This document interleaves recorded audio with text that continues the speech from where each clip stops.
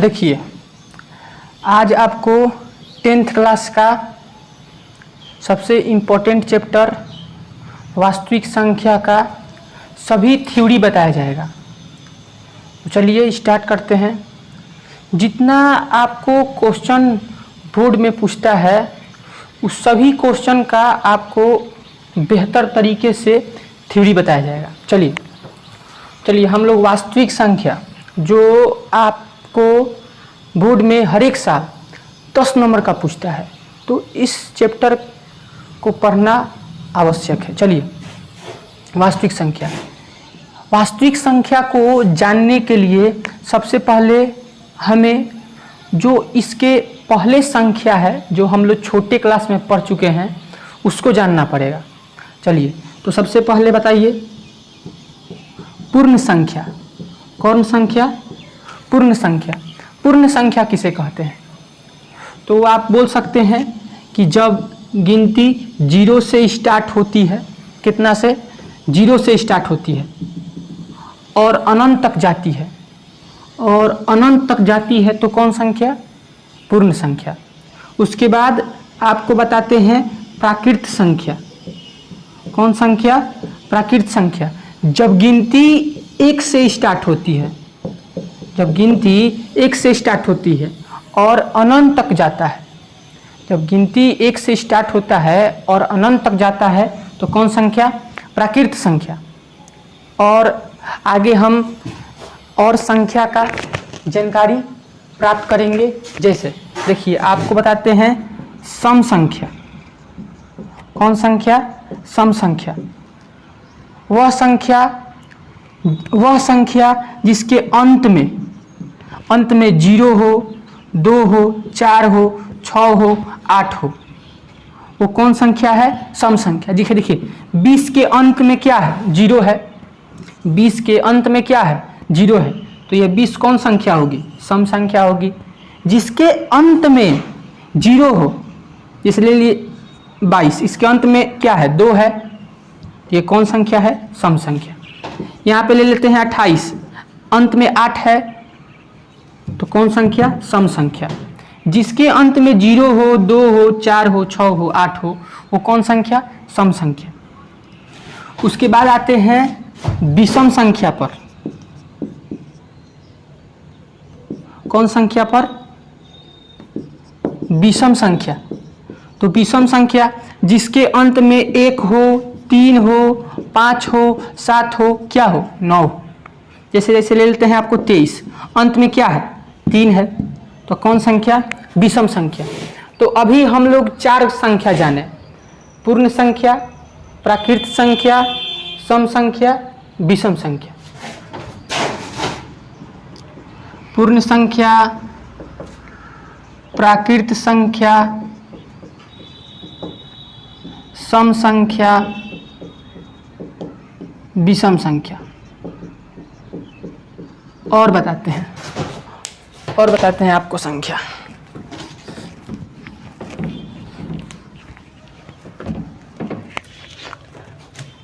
आभास संख्या।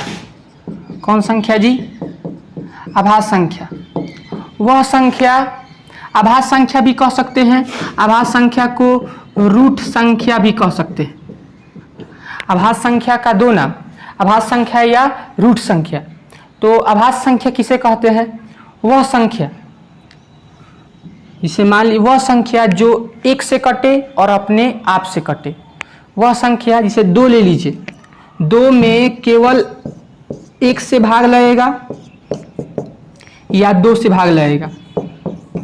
तो जो संख्या 1 से कटे और किससे? अपने आप से, वो कौन संख्या? आभास संख्या। जैसे देखिए 3 ले लेते हैं, 3 1 से कटेगा, 1 के पहाड़ा में है, 1 के टेबल में है, और किसके टेबल में है? 3 के टेबल में है। तो 3 कौन संख्या? आभास संख्या। 5 कौन संख्या? आभास संख्या, क्योंकि ये 1 के टेबल में है और किसके टेबल में है? 5 के टेबल में है। लेकिन यहाँ पे 4 ले लेंगे तो 4 तो 1 के टेबल में भी है, 2 के टेबल में भी है, 4 के टेबल में है। तो यहाँ पे आपका फैक्टर कितना आ गया? 3। तो ये आभास संख्या नहीं है। जब फैक्टर 3 आता है तो भाज्य संख्या, कौन संख्या? भाज्य संख्या या यौगिक संख्या। जब फैक्टर 2 आता है, फैक्टर कितना आता है? 2। जब गुणनखंड, जब गुणनखंड कितना? 2 आता है तो अभाज्य संख्या, और जब गुणनखंड 3 आता है तो कौन संख्या? भाज्य या यौगिक संख्या। अभाज्य पढ़ लिए, भाज्य पढ़ लिए, और ले चलते हैं आपको संख्या और बताते हैं, और आपको बताते हैं। रुकिए, चलिए उसके बाद हम लोग आते हैं धनात्मक संख्या। धनात्मक संख्या, तो धनात्मक संख्या किसे कहते हैं? जो प्राकृत संख्या है, जो प्राकृत संख्या है 1 2 3, इसके आगे कुछ नहीं है तो क्या है? प्लस है। आगे कुछ नहीं है तो क्या है? प्लस है। तो ये सारी संख्याएं कौन संख्या है? धनात्मक संख्या है। प्राकृत संख्याएं कौन संख्या है? धनात्मक संख्या है। अब आ गया ऋणात्मक संख्याएं। ऋणात्मक संख्याएं, तो यही प्राकृत संख्या के आगे हम माइनस का चिन्ह लगा दे तो ये कौन संख्या है? ऋणात्मक संख्या है। अगर प्राकृत संख्या है तो धनात्मक संख्या है, और यही प्राकृत संख्या के आगे हम माइनस लगा दे तो कौन संख्या? ऋणात्मक संख्या है। अब आपको जानना है पूर्णांक। क्या जानना है? तो पूर्णांक में धनात्मक संख्या भी होता है, ऋणात्मक संख्या भी होता है, और आपका एक और जीरो बढ़ जाता है। आपका एक जीरो बढ़ेगा तो ये तीनों चीज, ये तीनों क्या कहलाएगा? पूर्णांक। मतलब धनात्मक संख्या भी, ऋणात्मक संख्या और जीरो, तीनों के समूह को क्या कहते हैं? पूर्णांक कहते हैं। क्या कहते हैं? पूर्णांक। तो आप लोग धनात्मक संख्या जान गए, ऋणात्मक जान गए, और उसके बाद पूर्णांक भी जान गए। और आपसे देखिए, इस तीनों चीज में ध्यान से देखिए। धनात्मक संख्या जान गए, अगर प्राकृत संख्या हो तो कौन संख्या? धनात्मक संख्या। वही प्राकृत संख्या के आगे हम माइनस लगा दे तो कौन संख्या? ऋणात्मक संख्या। और पूर्णांक में केवल क्या बढ़ जाता है? जीरो। क्या बढ़ जाता है जी? जीरो। अब देखिए, आपको ले चलते हैं एक नया चीज पे। जैसे आपको कोई कह देगा कि अधनात्मक संख्या, अधनात्मक, तो अधनात्मक में क्या कह रहा है? अ मतलब नहीं, जो धनात्मक नहीं है। तो जो धनात्मक नहीं है मतलब उसमें जीरो भी आ जाएगा और ऋणात्मक भी आ जाएगा। अधनात्मक संख्या किसे कहते हैं? 0, -1, -2, -3 up to dash dash minus अनंत तक। ये सब क्या है? अधनात्मक संख्या है। क्या है जी? अधनात्मक संख्या। अब आपको बताते हैं अऋणात्मक संख्या। अऋणात्मक संख्या, अऋणात्मक संख्या किसे कहते हैं? तो अऋणात्मक संख्या बताते हैं आपको। तो अ मतलब नहीं, जो ऋणात्मक नहीं है। तो जो ऋणात्मक नहीं है मतलब जीरो भी ले सकते हैं और धनात्मक भी ले सकते हैं। जीरो भी ले सकते हैं और धनात्मक भी ले सकते हैं। अ मतलब नहीं, जो ऋणात्मक नहीं हो, तो जीरो भी और धनात्मक भी। जीरो भी और कौन जी? धनात्मक भी। तो आप अधनात्मक भी जान गए और ऋणात्मक भी जान गए।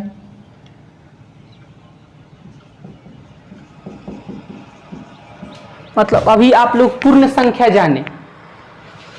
पूर्ण संख्या किसे कहते हैं? बोलिए, पूर्ण संख्या किसे कहते हैं? जब गिनती किससे स्टार्ट हो?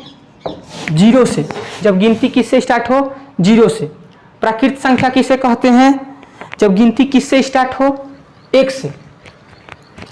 जब गिनती किससे स्टार्ट हो? 1 से। उसके बाद सम संख्या किसे कहते हैं? जिसके अंत में 0 हो, 2 हो, 4 हो, 6 हो, क्या हो? 8। विषम संख्या 1 हो, 3 हो, 5 हो, 7 हो, क्या हो, 9 हो। अंत में 1, 3, 5, 7, 9 रहेगा तो कौन संख्या, विषम संख्या। उसके बाद आभाज्य संख्या जिसके गुणनखंड, जिसका टुकड़ा 2 गो हो, आभाज्य संख्या, और जिसका टुकड़ा 2 या 2 से मतलब 2 से अधिक हो, 2 से क्या हो, अधिक हो, 2 से अधिक हो तो भाज्य संख्या। धनात्मक मतलब जो प्राकृत संख्या है वही धनात्मक संख्या है। अगर वही प्राकृत संख्या के आगे हम माइनस लगा दे तो उसको ऋणात्मक संख्या कहेंगे। उसके बाद क्या बतलाए हैं, पूर्णांक। पूर्णांक में केवल एगो 0 बढ़ जाता है। और अधनात्मक में धनात्मक को छोड़ देना है, ऋणात्मक भी ले लेना है, 0 भी ले लेना है। और ऋणात्मक में ऋणात्मक को छोड़ देना है, धनात्मक ले लेना है, 0 ले लेना है। इतना बात समझ में आया आप लोग को?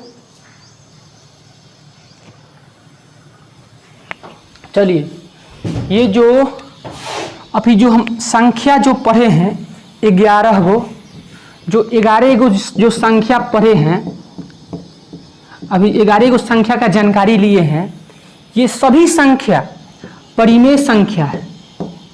ये सभी संख्या को स्पेशल नाम है वो, ये सभी संख्या को परिमेय संख्या कह सकते हैं। क्यों कह सकते हैं भाई? ये 11 गो संख्या को सबका नाम एक ही हम क्यों कह सकते हैं? तो चलिए, क्योंकि ये जो सारे 11 गो संख्या है, जो सब 11 गो संख्या है ना, वो सभी 11 संख्या को हम बटा में लिख सकते हैं, P/Q में लिख सकते हैं। तो सभी को हम भिन्न के रूप में लिख सकते हैं। देखिए, जैसे पूर्ण संख्या है, पूर्ण संख्या है, कहाँ से स्टार्ट होता है, 0 से, तो 0 ले लीजिए। इसके नीचे कुछ नहीं है तो क्या है, 1 है, तो इसको हम बटा में लिख दिए कि नहीं, 0/1, 0 और बटा 1, मतलब ये भिन्न है। तो जिसको हम P/Q के रूप में लिख सकते हैं वो सभी क्या है, परिमेय संख्या है। प्राकृत संख्या को भी हम P/Q के रूप में लिख सकते हैं। देखिए, प्राकृत संख्या है, 1 से स्टार्ट होता है, इसके नीचे कुछ नहीं है तो क्या है, 1 है। हर एक संख्या के नीचे 1 होता है, इसीलिए ये जो जितना 11 गो जो संख्या है वो कौन संख्या है, परिमेय संख्या। ये 11 गो संख्या को हम परिमेय संख्या, ये 11 गो संख्या का स्पेशल नाम क्या कहेंगे, परिमेय संख्या। क्यों कहेंगे, क्योंकि जो 11 गो संख्या है इस सभी को हम P/Q के रूप में लिख सकते हैं। देखिए, जो 11 गो संख्या है ना, पूर्ण संख्या, प्राकृत संख्या, सम संख्या, विषम संख्या, अभाज्य संख्या, भाज्य संख्या, धनात्मक, ऋणात्मक, पूर्णांक, अधनात्मक, ऋणात्मक, तो इसको हम P/Q के रूप में लिख सकते हैं। जैसे आप ले लीजिए सम संख्या, सम संख्या ले लीजिए 24, अंत में 4 है तो सम संख्या है, इसके नीचे कुछ नहीं है तो क्या है, 1 है। तो इस सभी को हम बटा में लिख सकते हैं कि नहीं? तो ये सभी संख्या कौन संख्या है, परिमेय संख्या है। जहां P भी गिनती है और Q भी क्या है, गिनती है, और Q = नॉट 0, नीचे 0 नहीं होगा, क्योंकि ये सारे संख्या के नीचे क्या है, छुपा है तो क्या है, 1 है। तो 1 है तो ये सब कौन संख्या है, परिमेय संख्या है। चलिए, तो आपको यह जानकारी हो गया कि जो अभी सब 11 गो संख्या पढ़े हैं वो सब कौन संख्या है, परिमेय संख्या है। अब ले चलते हैं आपको वास्तविक संख्या पर। वास्तविक संख्या बताते हैं। चलिए, वास्तविक संख्या किसे कहते हैं? जैसे आपको एक एग्जाम्पल देते हैं। जैसे आप दिशा जानते होंगे, दिशा में 4 चीज होता है, पूरब दिशा, पश्चिम दिशा, आप पूरब होता है, उसके बाद यहाँ से पश्चिम होता है, ऊपर उत्तर होता है, नीचे दक्षिण होता है। ये चीज़ आप जानते होंगे, ईस्ट, वेस्ट, नॉर्थ, साउथ। तो ये सब दिशा है। तो आप कह सकते हैं कि पूरब पश्चिम उत्तर दक्षिण के समूह को दिशा कहते हैं। तो उसी प्रकार आपको ले चलते हैं वास्तविक संख्या पर। आप कह सकते हैं कि परिमेय संख्या और अपरिमेय संख्या, परिमेय संख्या और अपरिमेय संख्या के समूह को क्या कहते हैं? वास्तविक संख्या कहते हैं। परिमेय संख्या और अपरिमेय संख्या के समूह को क्या कहते हैं? वास्तविक संख्या कहते हैं। जैसे आप यहाँ पे बोले कि पूरब पश्चिम उत्तर दक्षिण के समूह को क्या कहते हैं? दिशा। तो उसी प्रकार आप कह सकते हैं कि परिमेय संख्या और अपरिमेय संख्या के समूह को क्या कहते हैं? वास्तविक संख्या। चलिए यहाँ तक आप लोग को समझ में आ गया कि वास्तविक संख्या किसे कहते हैं, परिमेय संख्या और अपरिमेय संख्या के समूह को क्या कहते हैं? वास्तविक संख्या।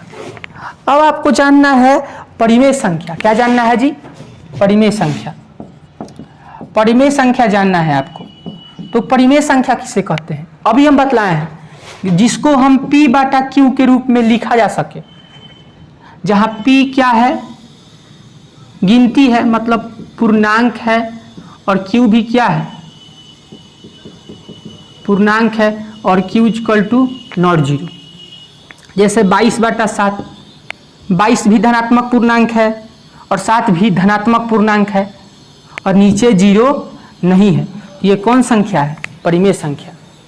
जैसे 0, इसके नीचे कुछ नहीं तो क्या है? 1। देखिए 0 भी पूर्णांक है, 1 भी पूर्णांक है और नीचे जीरो नहीं है, इसलिए कौन संख्या? परिमेय संख्या। आपको ले चलते हैं 7/5। 7/5 कौन संख्या? परिमेय संख्या, क्योंकि ऊपर भी पूर्णांक है, धनात्मक पूर्णांक, और नीचे भी क्या है? पूर्णांक, और नीचे जीरो नहीं है। -8/9 ये भी कौन संख्या है? परिमेय संख्या, क्योंकि ऊपर ऋणात्मक पूर्णांक है भाई, ऋणात्मक हो या धनात्मक हो पूर्णांक है, और नीचे धनात्मक पूर्णांक और नीचे जीरो नहीं है। ये भी कौन संख्या है? परिमेय संख्या। 8/0 ये परिमेय संख्या नहीं है, क्योंकि नीचे जीरो है। क्यों नहीं है? क्योंकि इसको भाग देने पे ये अंश है, ये हर है, तो अंश में हर से भाग दीजिए तो 0 का पारा 8 बार पढ़ेंगे 0 आएगा, फिर 8 आ जाएगा, फिर 0 का पारा 8 बार पढ़ेंगे फिर क्या आएगा? 0 आएगा। तो ये अनंत होगा, इनफाइनाइट। 0 का पारा 7 बार भी पढ़ेंगे तो क्या आएगा? 0 आएगा, घटेगा तो फिर 8 आ जाएगा। तो अलग अलग अंक आएगा, मतलब इसका परिमित नहीं है, ये आते रहेगा। अपरिमित है, ये क्या है? अपरिमित है। 8/0 अपरिमित है, इसको भाग देंगे तो ये कटेगा नहीं, ये अनंत अंत नहीं होगा, इसका अनंत तक जाएगा। तो इसको कह सकते हैं अपरिमित संख्या। जिसका परिमित नहीं हो, जिसको परिमित नहीं किया जा सके, वो कौन संख्या है? अपरिमित संख्या। चलिए यहाँ पे आगे आते हैं। 5.4 ये कौन संख्या? ये भी परिमेय संख्या, क्योंकि पॉइंट को हटाएंगे, इसके बदले में इसको पॉइंट को हटाएंगे, 1 लिख देंगे, और पॉइंट के बाद कितना अंक? 1 अंक, तो 1 0। देखिए ऊपर भी पूर्णांक, नीचे भी पूर्णांक, नीचे जीरो नहीं है, परिमेय संख्या। आपको परिमेय संख्या समझ में आ रहा होगा। चलिए और एग्जाम्पल देते हैं आप लोग को, और परिमेय संख्या से आपको परिचय कराते हैं।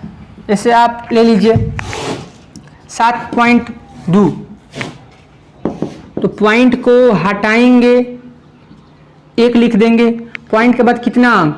1 अंक, तो कितना? 0, 1 0।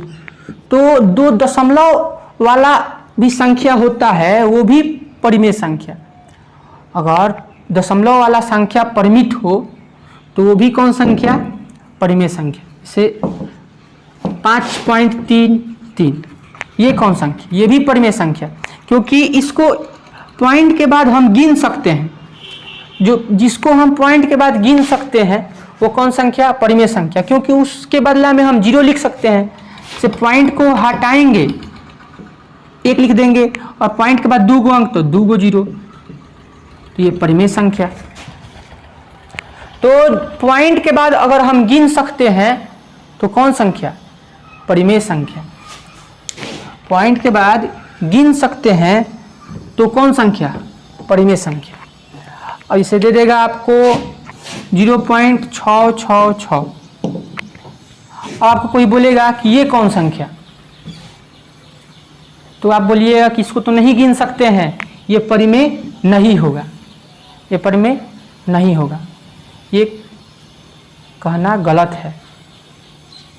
जब संख्या को गिन नहीं सकते हैं, एक शर्त भी है कि अगर संख्या बार बार भी आए तब भी कौन संख्या? परिमेय संख्या।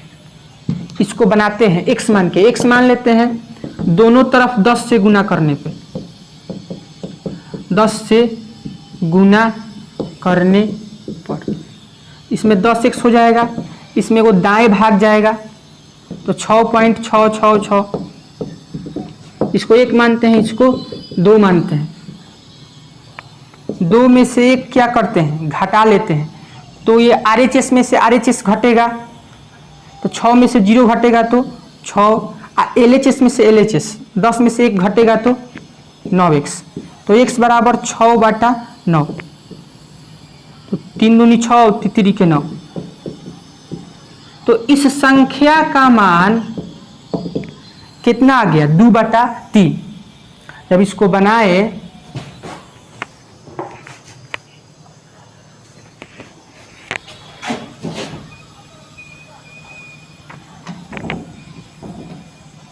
छः में से 0 घटेगा तो 6, 10 में से घटेगा तो 9x, 9 गुना में इधर आएगा तो भाग में, तो 6/9, 3 दूनी 6, 3 के 9। तो इस संख्या को हम बनाए तो कितना आ गया? 2/3। तो ये भी कौन संख्या है? परिमेय संख्या। मतलब परिमेय संख्या में आप जान गए कि जो बाटा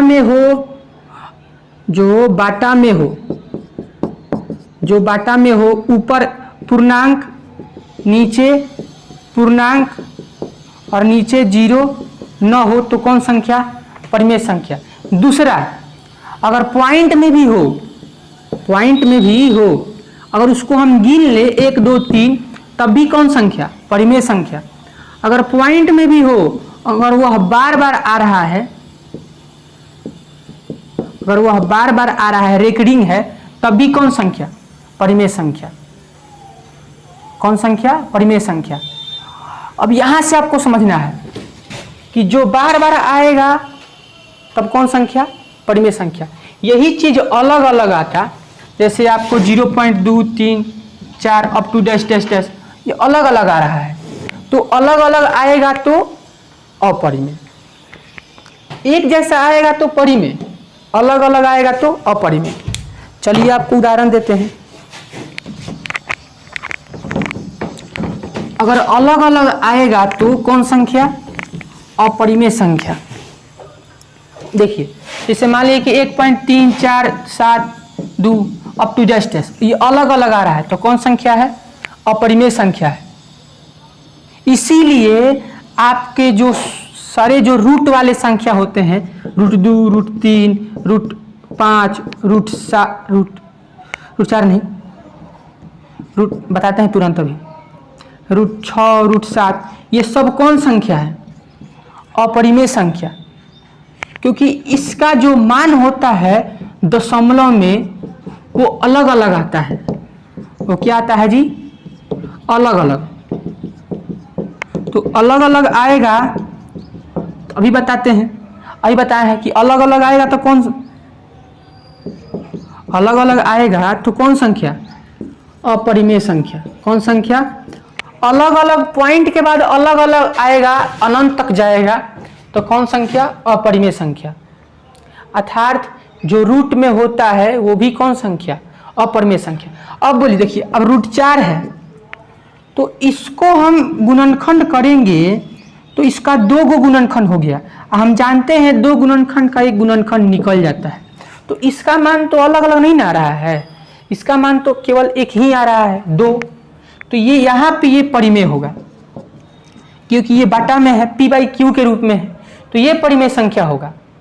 तो यही इसका मान अलग अलग आता, पॉइंट में अलग अलग, तो कौन संख्या? अपरिमेय संख्या। जैसे आप 36 ले लीजिए, तो 36 का 6 गुने 6, इसका मान बटा में आ गया, निकल गया, एक अंक में आया है, तो कौन संख्या? परिमेय संख्या। लेकिन यहीं पे आप ले लिए √10, तो इसका मान आएगा अलग अलग 3.16, इसका मान अलग अलग आ रहा है, तो अलग अलग आएगा तो कौन संख्या? अपरिमेय संख्या। पाई भी कौन संख्या? पाई भी अपरिमेय संख्या, क्योंकि पाई का मान भी अलग अलग आता है, पाई का मान भी अलग अलग आता है। लेकिन जो 22/7 है ये परिमेय है। परिमेय क्यों है? क्योंकि ऊपर पूर्णांक है, नीचे पूर्णांक है, नीचे 0 नहीं है। तो चलिए आपको हम वास्तविक संख्या का बेसिक जानकारी आप लोग को दिए, जो ऑब्जेक्टिव क्वेश्चन के लिए इम्पोर्टेंट है। ऑब्जेक्टिव क्वेश्चन में आपको इसमें से पूछेगा, जरूर सवाल पूछेगा। और इसके अगले वीडियो में आपको हम बताएंगे भाग एल्गोरिथम सूत्र, उस चीज़ से आपको 2 या 3 नंबर का क्वेश्चन बोर्ड में पूछता है, मौसम निकाला जाता है।